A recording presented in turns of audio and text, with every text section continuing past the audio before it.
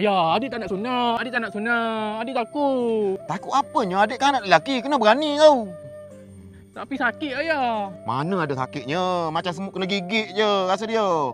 Macam semut kena gigit.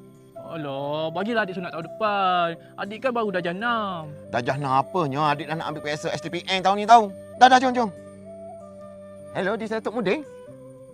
I at depan home you tu. Okay, thank you Tok. Miss you Tok. Tok Mudin sunat. Assalamualaikum. Tok. Siapa nak sunat ni? Anak saya Tok. Boleh. Adik duduk sebelah sini. Pakcik duduk sini. Adik duduk sini. Duduk sini. Duduk sini. Duduk. Tapi dia yang nak sunat tu. Dia apanya? Dia bagi tahu saya pakcik yang tak sunat lagi. Adik. Duduk. Tak apa, tak sakit. Sebelum tu, nak tanya. Kain pelikat mana? Tak bawa tu. Dia yang nak sunat.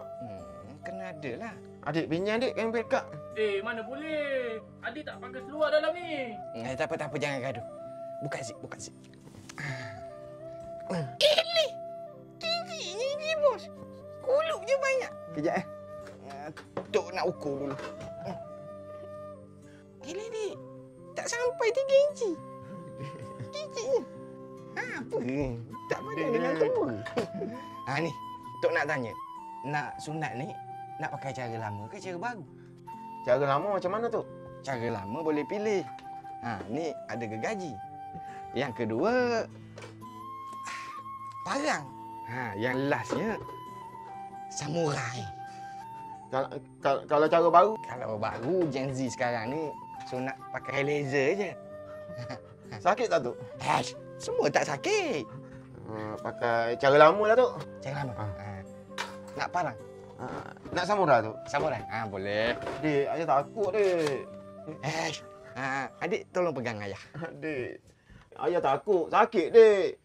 Mana sakit? Macam semut kena gigit je. Tutup mata ayah. Aduh dik. Aduh dik. Bukan, tu mulut. Mata. Aduh dik. Bismillahirrahmanirrahim. Aduh dik, sakit dik.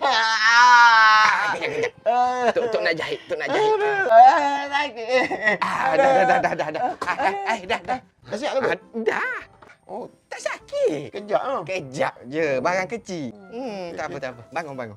Allahu Akbar. Nanti bayar dekat kaunter ya. Terima kasih Tok Sama-sama. Tok Mudin jahit pakai tali belon je. Next. 8481